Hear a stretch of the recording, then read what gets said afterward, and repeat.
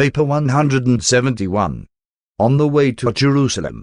The day after the memorable sermon on the Kingdom of Heaven, Jesus announced that on the following day he and the apostles would depart for the Passover at Jerusalem, visiting numerous cities in southern Syria on the way.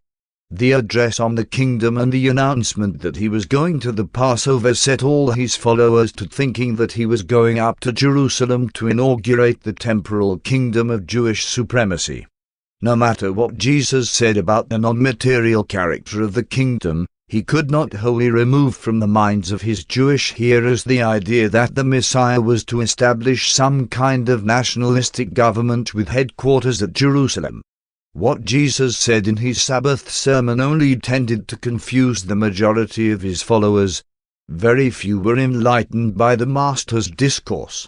The leaders understood something of his teachings regarding the inner kingdom, the kingdom of heaven within you, but they also knew that he had spoken about another and future kingdom, and it was this kingdom they believed he was now going up to Jerusalem to establish. When they were disappointed in this expectation, when he was rejected by the Jews, and later on, when Jerusalem was literally destroyed, they still clung to this hope, sincerely believing that the Master would soon return to the world in great power and majestic glory to establish the promised kingdom. It was on this Sunday afternoon that Salome, the mother of James and John Zebedee, came to Jesus with her two apostle sons and, in the manner of approaching an oriental potentate, sought to of Jesus' promise in advance to grant whatever request she might make. But the Master would not promise.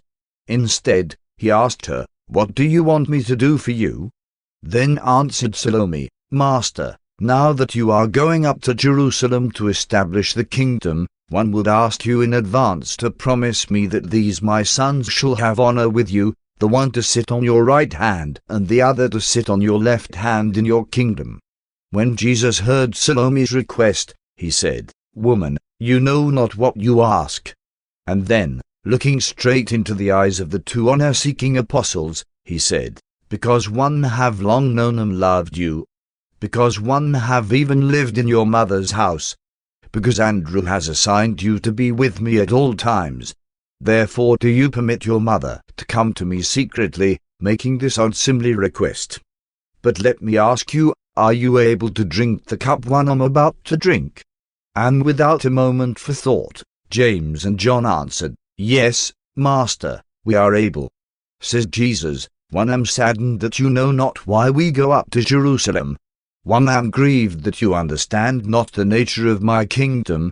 One am disappointed that you bring your mother to make this request of me. But one know you love me in your hearts. Therefore one declare that you shall indeed drink of my cup of bitterness and share in my humiliation, but to sit on my right hand and on my left hand it is not mine to give. Such honors are reserved for those who have been designated by my Father." By this time someone had carried word of this conference to Peter and the other apostles, and they were highly indignant that James and John would seek to be preferred before them, and that they would secretly go with their mother to make such a request. When they fell to arguing among themselves, Jesus called them all together and said, "You well understand how the rulers of the Gentiles lord it over their subjects, and how those who are great exercise authority. But it shall not be so in the kingdom of heaven. Whosoever will be great among you, let him first become your servant. He who would be first in the kingdom, let him become your minister.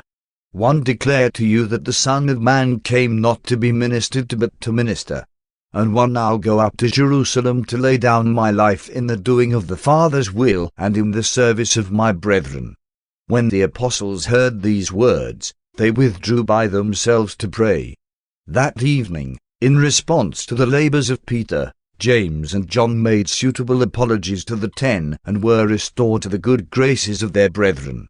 In asking for places on the right hand and on the left hand of Jesus at Jerusalem, the sons of Zebedee little realized that in less than 1 month their beloved teacher would be hanging on a Roman cross with a dying thief on one side and another transgressor on the other side. And their mother, who was present at the crucifixion, well remembered the foolish request she had made of Jesus at Pella regarding the honors she so unwisely sought for her apostle sons. 1. The departure from Pella on the forenoon of Monday, March the 13th. Jesus and his 12 apostles took final leave of the Pella encampment, starting south on their tour of the cities of southern Perea, where Abner's associates were at work. They spent more than 2 weeks visiting among the 70 and then went directly to Jerusalem for the Passover. When the Master left Pella, the disciples encamped with the apostles, about 1,000 in number, followed after him. About one half of this group left him at the Jordan ford on the road to Jericho when they learned he was going over to Heshbon, and after he had preached the sermon on counting the cost. They went on up to Jerusalem, while the other half followed him for 2 weeks, visiting the towns in southern Perea. In a general way, most of Jesus' immediate followers understood that the camp at Pella had been abandoned, but they really thought this indicated that their Master at last intended to go to Jerusalem and lay claim to David's throne. A large majority of his followers never were able to grasp any other concept of the kingdom of heaven. No matter what he taught them, they would not give up this Jewish idea of the kingdom. Acting on the instructions of the Apostle Andrew, David Zebedee closed the visitors' camp at Pella on Wednesday, March the 15th. At this time almost 4,000 visitors were in residence, and this does not include the 1,000 and more persons who sojourned with the apostles at what was known as the Teacher's Camp, and who went south with Jesus and the 12. Much as David disliked to do it, he sold the entire equipment to numerous buyers and proceeded with the funds to Jerusalem, subsequently turning the money over to Judas Iscariot. David was present in Jerusalem during the tragic last week, taking his mother back with him to Bethsaida after the crucifixion. While awaiting Jesus and the apostles, David stopped with Lazarus at Bethany and became tremendously agitated by the manner in which the Pharisees had begun to persecute and harass him since his resurrection. Andrew had directed David to discontinue the messenger service, and this was construed by all as an indication of the early establishment of the kingdom at Jerusalem. David found himself without a job, and he had about decided to become the self-appointed defender of Lazarus when presently the object of his indignant solicitude fled in haste to Philadelphia. Accordingly, sometime after the resurrection and also after the death of his mother, David betook himself to Philadelphia, having first assisted Martha and Mary in disposing of their real estate, and there, in association with Abner and Lazarus, he spent the remainder of his life, becoming the financial overseer of all those large interests of the kingdom which had their center at Philadelphia during the lifetime of Abner. Within a short time after the destruction of Jerusalem, Antioch became the headquarters of Pauline Christianity, while Philadelphia remained the center of the Abnerian kingdom of heaven. From Antioch the Pauline version of the teachings of Jesus and about Jesus spread to all the Western world. From Philadelphia the missionaries of the Abnerian version of the kingdom of heaven spread throughout Mesopotamia and Arabia until the later times when these uncompromising emissaries of the teachings of Jesus were overwhelmed by the sudden rise of Islam. 2. On counting the cost, when Jesus and the company of almost 1,000 followers arrived at the Bethany ford of the Jordan, sometimes called Betabra, his disciples began to realize that he was not going directly to Jerusalem. While they hesitated and debated among themselves, Jesus climbed upon a huge stone and delivered that discourse which has become known as counting the cost. The Master said, "You who would follow after me from this time on, must be willing to pay the price of wholehearted dedication to the doing of my Father's will.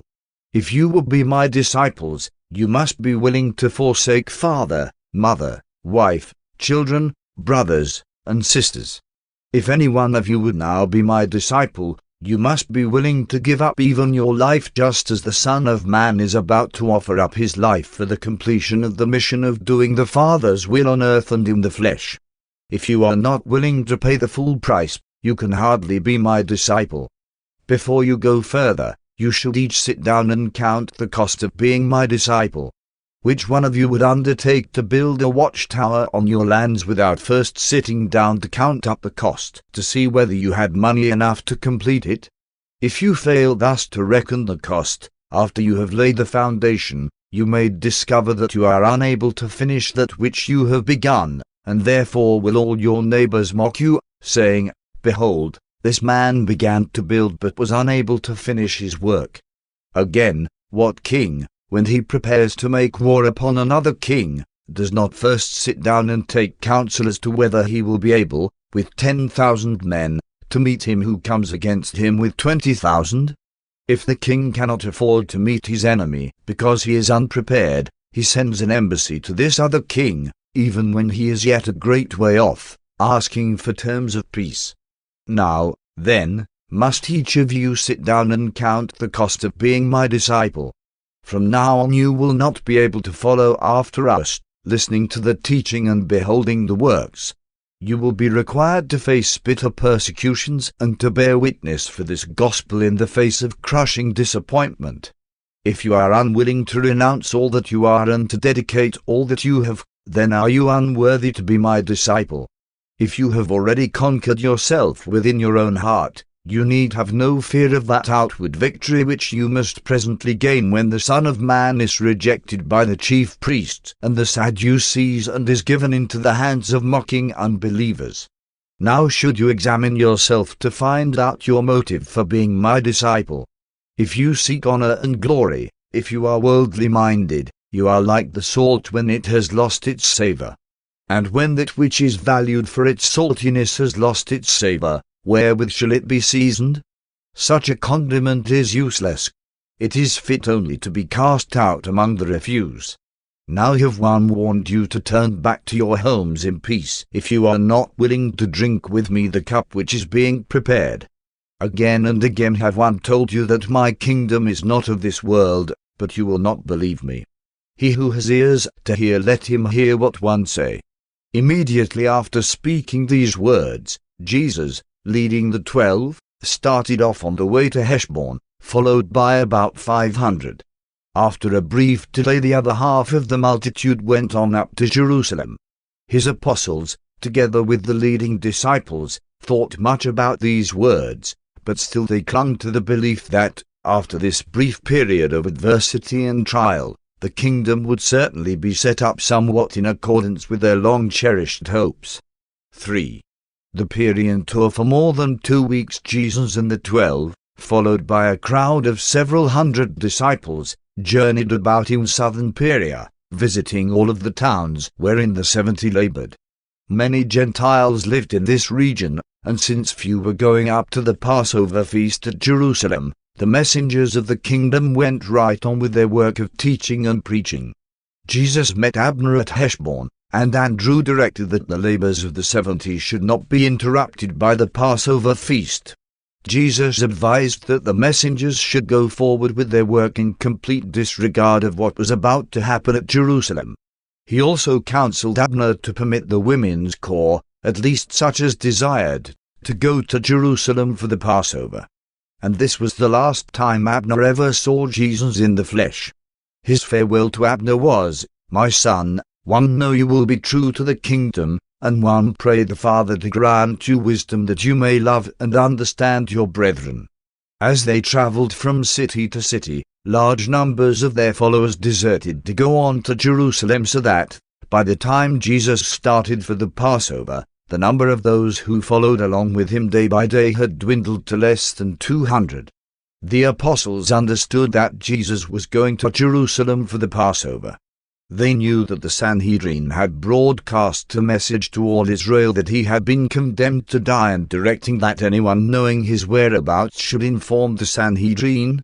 And yet, despite all this, they were not so alarmed as they had been when he had announced to them in Philadelphia that he was going to Bethany to see Lazarus. This change of attitude from that of intense fear to a state of hushed expectancy was mostly because of Lazarus's resurrection. They had reached the conclusion that Jesus might, in an emergency, assert his divine power and put to shame his enemies. This hope, coupled with their more profound and mature faith in the spiritual supremacy of their Master, accounted for the outward courage displayed by his immediate followers, who now made ready to follow him into Jerusalem in the very face of the open declaration of the Sanhedrin that he must die. The majority of the apostles and many of his inner disciples did not believe it possible for Jesus to die. They, believing that he was the resurrection and the life, regarded him as immortal and already triumphant over death. 4. Teaching at Lyvia's on Wednesday evening, March the 29th, Jesus and his followers encamped at Lyvia's on their way to Jerusalem, after having completed their tour of the cities of southern Perea. It was during this night at Lyvia's that Simon Zealots and Simon Peter, having conspired to have delivered into their hands at this place more than 100 swords, received and distributed these arms to all who would accept them and wear them concealed beneath their cloaks. Simon Peter was still wearing his sword on the night of the Master's betrayal in the garden. Early on Thursday morning, before the others were awake, Jesus called Andrew and said, "Awaken your brethren. One have something to say to them." Jesus knew about the swords and which of his apostles had received and were wearing these weapons, but he never disclosed to them that he knew such things. When Andrew had aroused his associates, and they had assembled off by themselves, Jesus said, "My children, you have been with me a long while, and one have taught you much that is needful for this time, but one would now warn you not to put your trust in the uncertainties of the flesh, nor in the frailties of man's defense against the trials and testing which lie ahead of us. One have called you apart here by yourselves that one may once more plainly tell you that we are going up to Jerusalem, where you know the Son of Man has already been condemned to death. Again I am one telling you that the Son of Man will be delivered into the hands of the chief priests and the religious rulers, that they will condemn him and then deliver him into the hands of the Gentiles. And so will they mock the Son of Man, even spit upon him and scourge him, and they will deliver him up to death. And when they kill the Son of Man, be not dismayed, for one declare that on the third day he shall rise. Take heed to yourselves and remember that one have forewarned you." Again were the apostles amazed, stunned. But they could not bring themselves to regard his words as literal.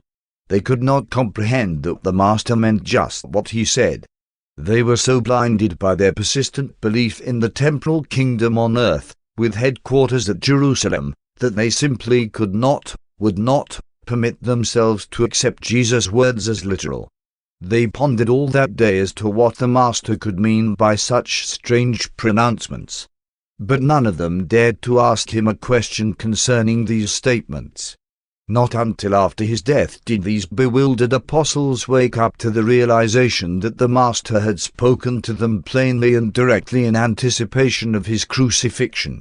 It was here at Lyvia's, just after breakfast, that certain friendly Pharisees came to Jesus and said, "Flee in haste from these parts, for Herod, just as he sought John, now seeks to kill you. He fears an uprising of the people and has decided to kill you. We bring you this warning that you may escape." And this was partly true.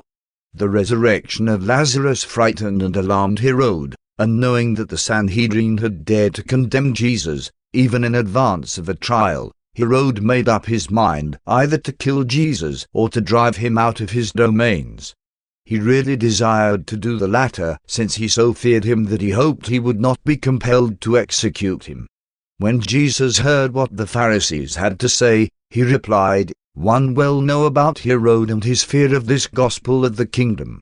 But, mistake not, he would much prefer that the Son of Man go up to Jerusalem to suffer and die at the hands of the chief priests. He is not anxious, having stained his hands with the blood of John, to become responsible for the death of the Son of Man. Go you and tell that fox that the Son of Man preaches in Perea today, tomorrow goes into Judah, and after a few days will be perfected in his mission on earth and prepared to ascend to the Father." Then turning to his apostles, Jesus said, "From olden times the prophets have perished in Jerusalem, and it is only befitting that the Son of Man should go up to the city of the Father's house to be offered up as the price of human bigotry and as the result of religious prejudice and spiritual blindness. O Jerusalem, Jerusalem, which kills the prophets and stones the teachers of truth. How often would one have gathered your children together even as a hen gathers her own brood under her wings, but you would not let me do it. Behold, your house is about to be left to you desolate. You will many times desire to see me, but you shall not. You will then seek but not find me. And when he had spoken, he turned to those around him and said, Nevertheless, let us go up to Jerusalem to attend the Passover, and do that which becomes us in fulfilling the will of the Father in heaven. It was a confused and bewildered group of believers who this day followed Jesus into Jericho. The apostles could discern only the certain note of final triumph in Jesus' declarations regarding the kingdom. They just could not bring themselves to that place where they were willing to grasp the warnings of the impending setback. When Jesus spoke of rising on the third day, they seized upon this statement as signifying a sure triumph of the kingdom immediately following an unpleasant preliminary skirmish with the Jewish religious leaders. The third day was a common Jewish expression signifying presently or soon thereafter. When Jesus spoke of rising, they thought he referred to the rising of the kingdom. Jesus had been accepted by these believers as the Messiah, and the Jews knew little or nothing about the suffering Messiah. They did not understand that Jesus was to accomplish many things by his death which could never have been achieved by his life. While it was the resurrection of Lazarus that nerved the apostles to enter Jerusalem, it was the memory of the transfiguration that sustained the Master at this trying period of his bestowal. 5. The blind man at Jericho. Late on the afternoon of Thursday, March the 30th, Jesus and his apostles, at the head of a band of about 200 followers, approached the walls of Jericho. As they came near the gate of the city, they encountered a throng of beggars, among them one Bartimaeus, an elderly man who had been blind from his youth. This blind beggar had heard much about Jesus and knew all about his healing of the blind Josiah at Jerusalem. He had not known of Jesus' last visit to Jericho until he had gone on to Bethany. Bartimaeus had resolved that he would never again allow Jesus to visit Jericho without appealing to him for the restoration of his sight. News of Jesus' approach had been heralded throughout Jericho, and hundreds of the inhabitants flocked forth to meet him. When this great crowd came back escorting the Master into the city, Bartimaeus, hearing the heavy tramping of the multitude, knew that something unusual was happening, and so he asked those standing near him what was going on. And one of the beggars replied, Jesus of Nazareth is passing by. When Bartimaeus heard that Jesus was near, he lifted up his voice and began to cry aloud, Jesus, Jesus, have mercy upon me. And as he continued to cry louder and louder, some of those near to Jesus went over and rebuked him, requesting him to hold his peace. But it was of no avail. He cried only the more and the louder. When Jesus heard the blind man crying out, he stood still. And when he saw him, he said to his friends, Bring the man to me. And then they went over to Bartimaeus, saying, Be of good cheer, come with us, for the Master calls for you. When Bartimaeus heard these words, he threw aside his cloak, springing forward toward the center of the road, while those nearby guided him to Jesus. Addressing Bartimaeus, Jesus said, What do you want me to do for you? Then answered the blind man, One would have my sight restored. And when Jesus heard this request and saw his faith, he said, You shall receive your sight. Go your way. Your faith has made you whole. Immediately he received his sight, and he remained near Jesus, glorifying God, until the Master started on the next day for Jerusalem, and then he went before the multitude declaring to all how his sight had been restored in Jericho. 6. The visit to Zacchaeus. When the Master's procession entered Jericho, it was nearing sundown, and he was minded to abide there for the night. As Jesus passed by the customs house, Zacchaeus the chief publican, or tax collector, happened to be present, and he much desired to see Jesus. This chief publican was very rich and had heard much about this prophet of Galilee. He had resolved that he would see what sort of a man Jesus was the next time he chanced to visit Jericho. Accordingly, Zacchaeus sought to press through the crowd, but it was too great, and being short of stature, he could not see over their heads. And so the chief publican followed on with the crowd until they came near the center of the city, and not far from where he lived. When he saw that he would be unable to penetrate the crowd, and thinking that Jesus might be going right on through the city without stopping, he ran on ahead and climbed up into a sycamore tree whose spreading branches overhung the roadway. He knew that in this way he could obtain a good view of the Master as he passed by. And he was not disappointed, for, as Jesus passed by, he stopped and, looking up at Zacchaeus, said, "Make haste, Zacchaeus, and come down, for tonight one must abide at your house." And when Zacchaeus heard these astonishing words, he almost fell out of the tree in his haste to get down, and going up to Jesus, he expressed great joy that the Master should be willing to stop at his house. They went at once to the home of Zacchaeus, and those who lived in Jericho were much surprised that Jesus would consent to abide with the chief publican. Even while the Master and his apostles lingered with Zacchaeus before the door of his house, one of the Jericho Pharisees, standing nearby, said, "You see how this man has gone to lodge with a sinner, an apostate son of Abraham, who is an extortioner and a robber of his own people." And when Jesus heard this, he looked down at Zacchaeus and smiled. Then Zacchaeus stood upon a stool and said, "Men of Jericho, hear me. One may be a publican and a sinner, but the great teacher has come to abide in my house. And before he goes in, one tell you that one am going to bestow 1/2 of all my goods upon the poor, and beginning tomorrow, if one have wrongfully exacted aught from any man, one will restore fourfold. One am going to seek salvation with all my heart, and learn to do righteousness in the sight of God." When Zacchaeus had ceased speaking, Jesus said, "Today has salvation come to this home, and you have become indeed a son of Abraham." And turning to the crowd assembled about them, Jesus said, "And marvel not at what one say, nor take offense at what we do, for one have all along declared that the Son of Man has come to seek and to save that which is lost." They lodged with Zacchaeus for the night. On the morrow they arose and made their way up the road of robbers to Bethany on their way to the Passover at Jerusalem. 7. As Jesus passed by, Jesus spread good cheer everywhere he went. He was full of grace and truth. His associates never ceased to wonder at the gracious words that proceeded out of his mouth. You can cultivate gracefulness, but graciousness is the aroma of friendliness which emanates from a love-saturated soul. Goodness always compels respect, but when it is devoid of grace, it often repels affection. Goodness is universally attractive only when it is gracious. Goodness is effective only when it is attractive. Jesus really understood men. Therefore could he manifest genuine sympathy and show sincere compassion. But he seldom indulged in pity. While his compassion was boundless, his sympathy was practical, personal, and constructive. Never did his familiarity with suffering breed indifference, and he was able to minister to distressed souls without increasing their self-pity. Jesus could help men so much because he loved them so sincerely. He truly loved each man, each woman, and each child. He could be such a true friend because of his remarkable insight. He knew so fully what was in the heart and in the mind of man. He was an interested and keen observer.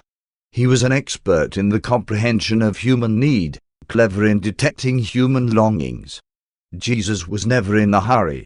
He had time to comfort his fellow men as he passed by. And he always made his friends feel at ease. He was a charming listener. He never engaged in the meddlesome probing of the souls of his associates. As he comforted hungry minds and ministered to thirsty souls, the recipients of his mercy did not so much feel that they were confessing to him as that they were conferring with him.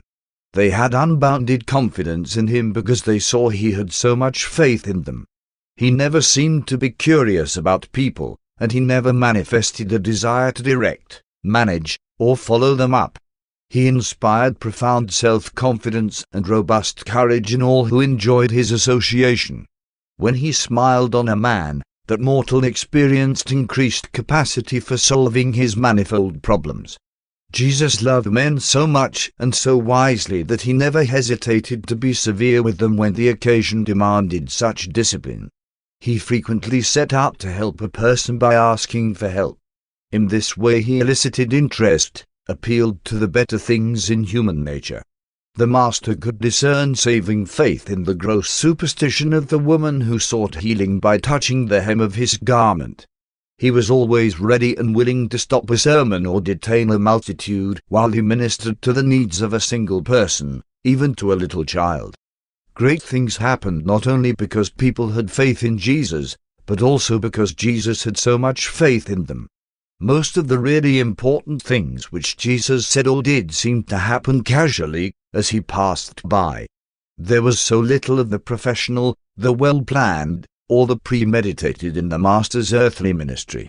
He dispensed health and scattered happiness naturally and gracefully as he journeyed through life. It was literally true, he went about doing good. And it behooves the Master's followers in all ages to learn to minister as they pass by, to do unselfish good as they go about their daily duties. 8. Parable of the pounds. They did not start from Jericho until near noon, since they sat up late the night before while Jesus taught Zacchaeus and his family the gospel of the kingdom.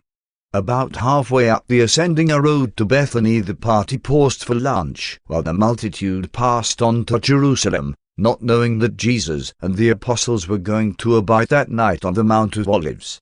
The parable of the pounds, unlike the parable of the talents, which was intended for all the disciples, was spoken more exclusively to the apostles and was largely based on the experience of Archelaus and his futile attempt to gain the rule of the kingdom of Judah. This is one of the few parables of the Master to be founded on an actual historic character.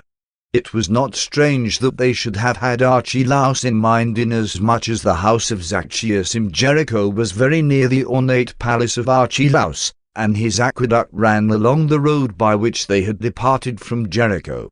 Says Jesus, "You think that the Son of Man goes up to Jerusalem to receive a kingdom, but one declare that you are doomed to disappointment.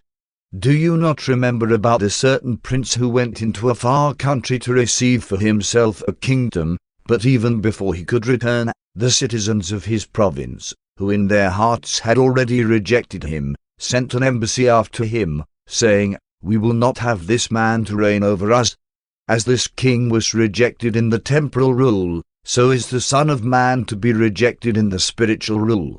Again one declared that my kingdom is not of this world.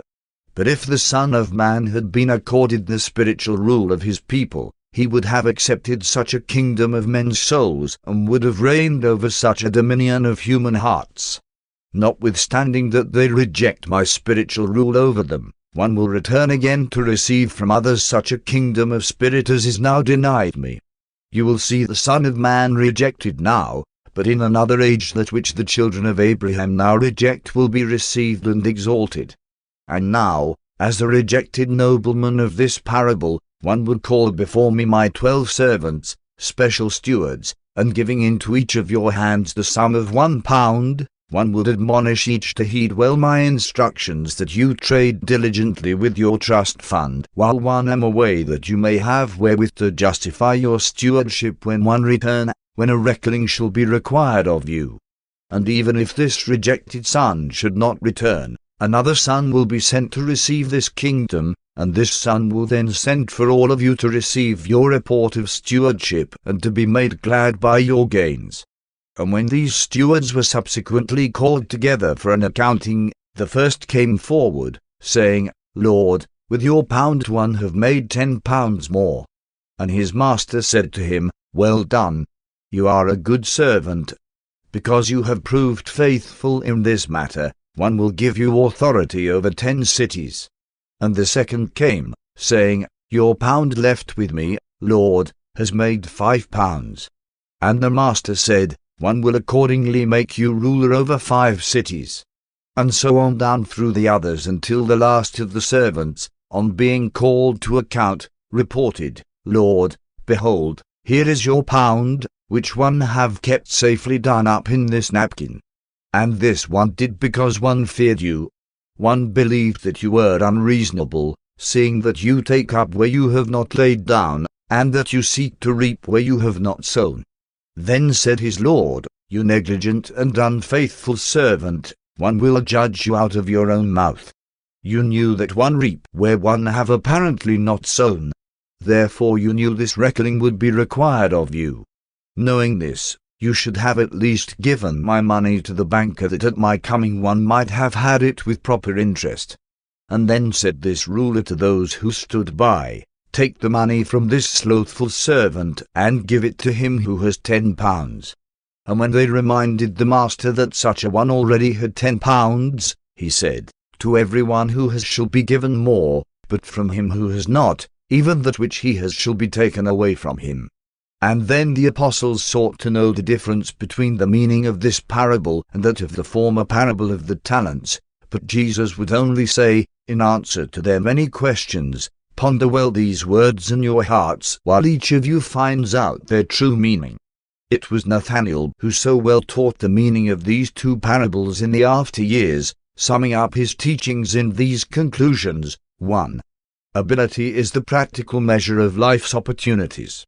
You will never be held responsible for the accomplishment of that which is beyond your abilities. 2. Faithfulness is the unerring measure of human trustworthiness.